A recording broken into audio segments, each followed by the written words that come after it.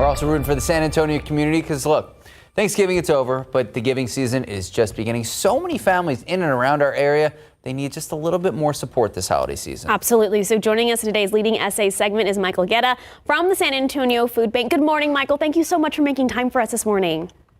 Good morning. Great to see you both. Great to have you here. So, Michael, before we really dive into the details, what does the current need look like at the food bank? You know, Max, it's been an interesting roller coaster, and the roller coaster is going up right now, meaning the need that we're seeing is trending higher. We're seeing more calls, requests for emergency food, and we're seeing more people showing up at our food distributions. Many people will remember, in the pandemic, those big parking lots full of people. Well, we've continued to distribute food through mobile distributions like that, and we saw the highest numbers that we've seen since the pandemic in those distributions through November. So that's been just, we then had to ask the public, can the public support that increased need? And of course, San Antonio has been amazing. But to answer your question directly, the need is definitely trending up. And we're not sure, people are working and we know inflation is still maybe higher than wage income has been. But the requests have been up, Max. So I'm glad you started to touch on the reasons because, during the pandemic, it made sense. People couldn't go to work. Some places shut down.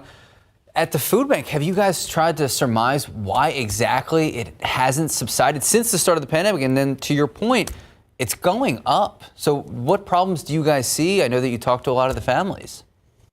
Yeah, generally, I think what we hear is it's economics. And it's a little bit different. It's hard to generalize for everybody.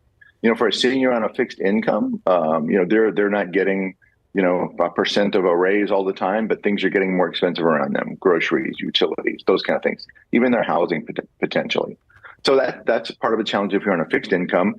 Then for people who are working, folks like you and, all of us, wages went up, let's say maybe 2.3%. I can't remember the exact number, but inflation was higher than that. Inflation outpaced wages. So people are actually worse off financially. They don't have the buying power, the real income that they did a year ago. And so I think that's just it. It's just a matter of economics that people are working, but the world has gotten more expensive around them and there's just not enough money left for the grocer. And that's compounded. Our housing costs have been high. Healthcare is a challenge. And it's not that someone uses the food bank every week. I think that's maybe the last point to make. We see periodic need if you're working. And that periodic need is, when there's maybe a car breaks down. There's a healthcare kind of medical bill that comes due. And so it's that periodic need when we're also seeing individuals. But I would say that need is up and we're trending upwards to, near 110,000 we've been kind of hovering at 105,000 a week. So that's individuals, unique individuals getting food and not the same 105,000 or 110,000 every week. Okay, so we just talked to you earlier before you jumped on this call.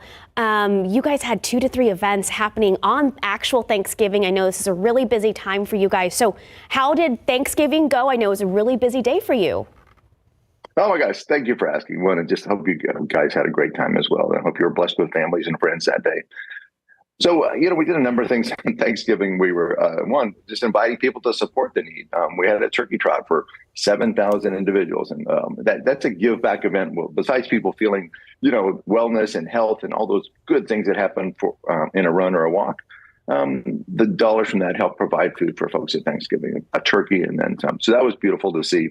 We also, with USAA, helped put together meals for shelters in San Antonio. Our great friends at USA gave us money so that we prepared food at Haven for Hope. And that food, those meals, were then sent to shelters across San Antonio so that the staff at those shelters could have Thanksgiving with their families. It's a beautiful thing that incredible company does. But our team put together an awesome Thanksgiving meal. And then we went over and just made sure that the residents at Haven and that the folks who were visiting St. Vinny's Bistro at the courtyard there at Haven, that they were all taken care of. So that was, that was great. It was fine and all successful. It's great to hear that it did well. We know that we've both been out there. We've seen the turkeys defrost, get ready for the holiday. But look, just because Thanksgiving over doesn't mean that the giving season is over. In fact, it just ramps up. How are you guys getting ready for Christmas? Well, I just want to say November's been a great month in some ways. And I think we did something really special. We wanted to try and have a hunger-free November for seniors. It was our first time to take a month and see if we could just really have no food insecurity for our seniors, for those elderly in our city.